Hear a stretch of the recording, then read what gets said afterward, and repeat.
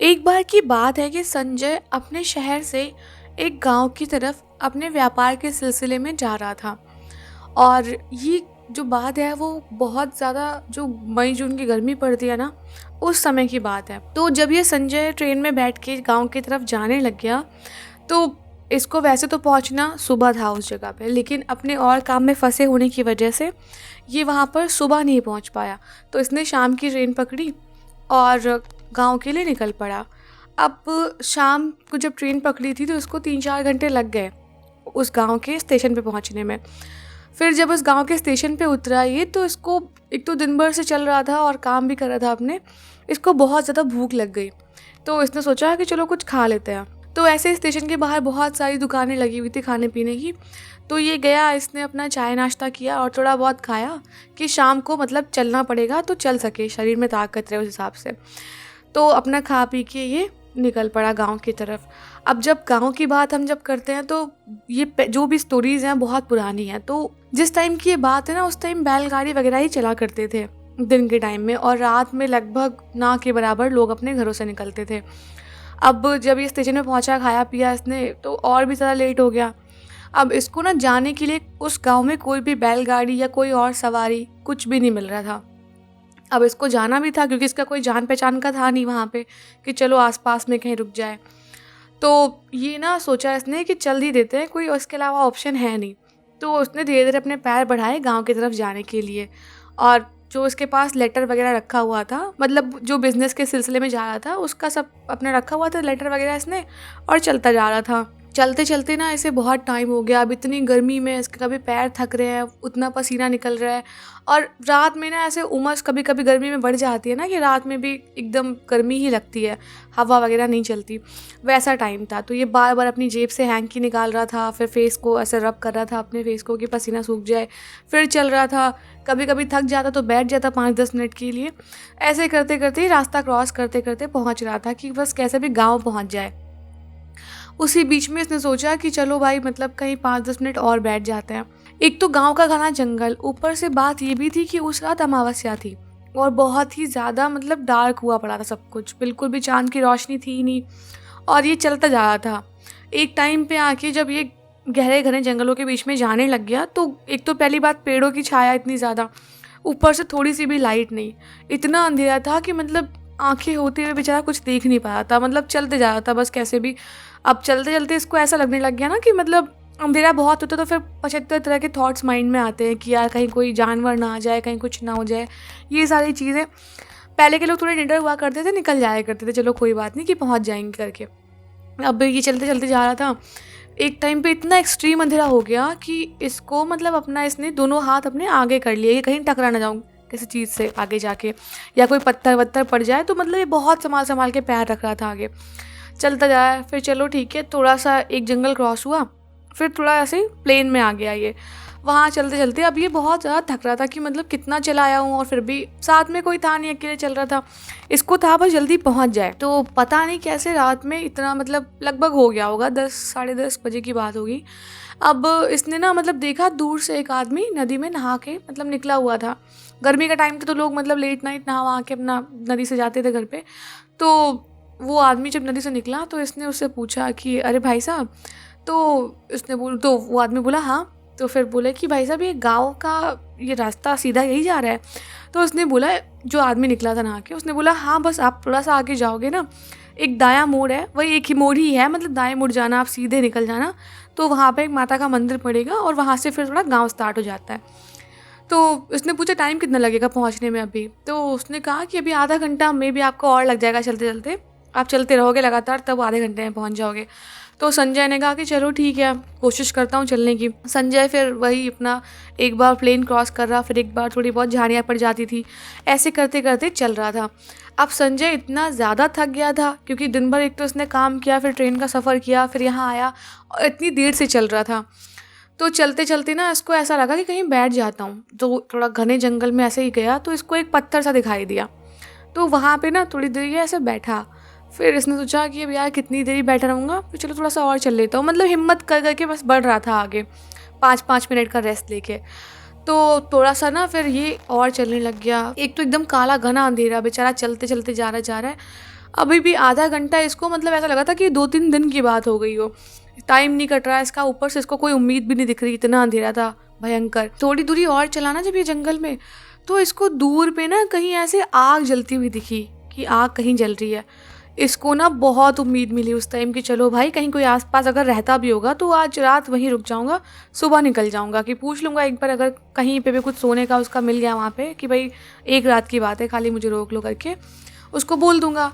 तो ये उस उम्मीद में ना जो आगे आग जल रही थी उस रास्ते पे बढ़ने लग गया। अब बढ़ते बढ़ते ये धीरे धीरे आगे पहुँचता पहुँचता पहुँचता इसने एक बड़ा सा पेड़ था और उसके आगे ना एक बहुत बड़ा सा, मतलब बीच में फील्ड नहीं होती पेड़ों के बीच में कुछ छोटी जगह खाली रह जाए, ऐसा टाइप का था।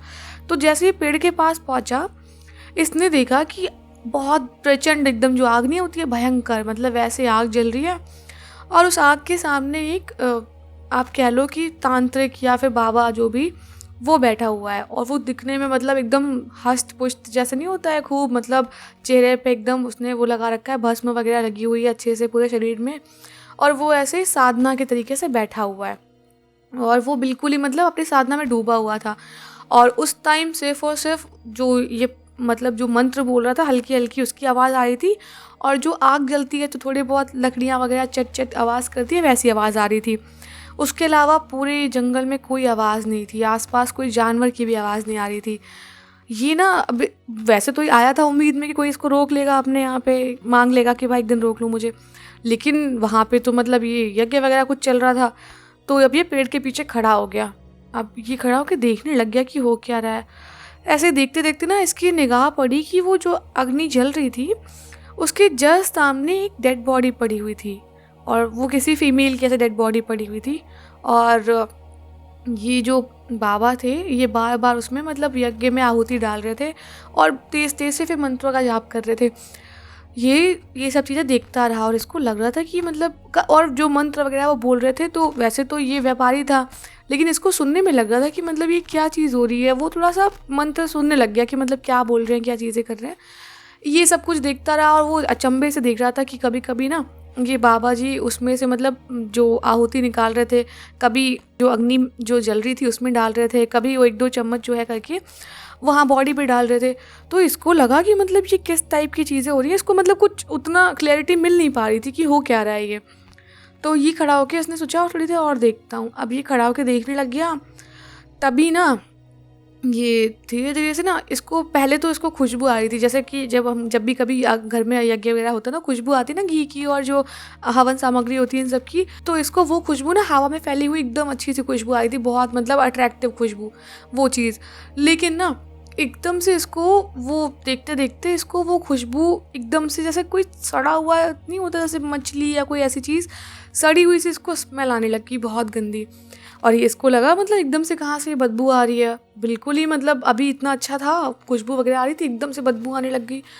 तो इसने सामने निगाह उठा के देखा तो वो जो बाबा जी अभी तक जो दिख रहे थे एकदम मतलब भस्म वगैरह लगा के पूरा प्रॉपर बैठे हुए थे, पूजा कर रहे थे, जो भी मतलब साधना कर रहे थे अपनी वो कर रहे थे, वो आदमी धीरे धीरे से इसका जो शरीर मतलब गोरा सा एकदम चमकदार लग रहा था, वो धीरे धीरे काला होता जा रहा था और वो भयंकर तरीके से मतलब भयानक रूप में बदल रहा था।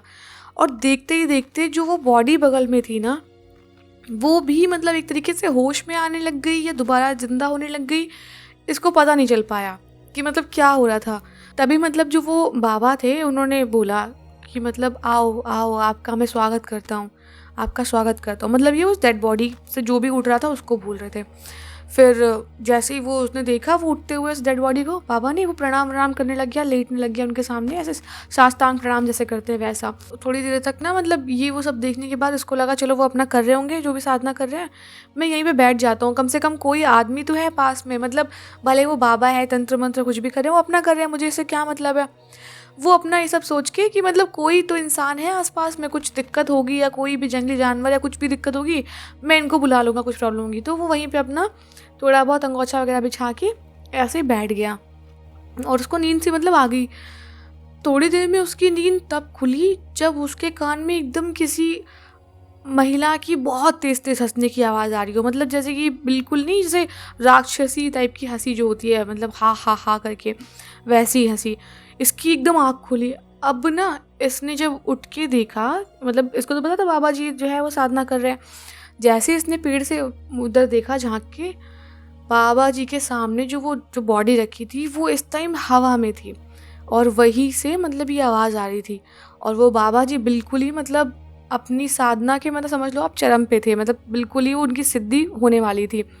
और ये सब देख के ना संजय से रहा नहीं गया और उसके मुंह से मतलब बहुत तेज से चीख निकल गई। वो इतना डरावना दृश्य देख के, जो मतलब उसने देखा कि हवा में तैर रही है लड़की और ये नीचे से मतलब ये पूजा वगैरह कर रहे हैं मतलब अपने अग्नि में। बहुत मतलब भयंकर सीन था इसके लिए देखना वो। और ये बहुत तेज चीख पड़ा। जैसे ही चीखा तो वो जो मतलब बॉडी थी उसकी निगाह इसके ऊपर पड़ी, संजय के ऊपर, और जो बाबा थे उनकी निगाह संजय के ऊपर पड़ी। संजय को अब जैसे ही उन दोनों ने देखा ना, वो बाबा की आंखें एकदम से गुस्से से लाल हो गई, एकदम जैसे कि कोई खून का प्यासा नहीं होता उस तरीके से उनकी आंखें लाल हो गई। और वो दोनों ही संजय के पीछे भागने लग गए। अब जब वो संजय के पीछे भाग रहे थे, संजय डर के मारे मतलब मिट्टी में पैर धस रहा, कभी कहीं कुछ हो रहा, गिरता पड़ता, ऐसे भागता भागता भागता, पता नहीं मतलब एकदम ही जाके आगे सोचा था बस कैसे बच जाऊँ आज इनसे। तो वो पूरी ताकत से भागने लग गया, लेकिन पता नहीं सामने ऐसा कुछ टकराया उसके सर से कि संजय जो था वहीं पर बेहोश होकर गिर पड़ा। सो दोस्तों, आगे क्या हुआ ये जानने के लिए चैनल को सब्सक्राइब करें, और अगर ये इसका सेकंड पार्ट जल्दी चाहिए तो कमेंट करके बताना, और अगर वीडियो अच्छी लगी हो तो लाइक करना। Thank you so much.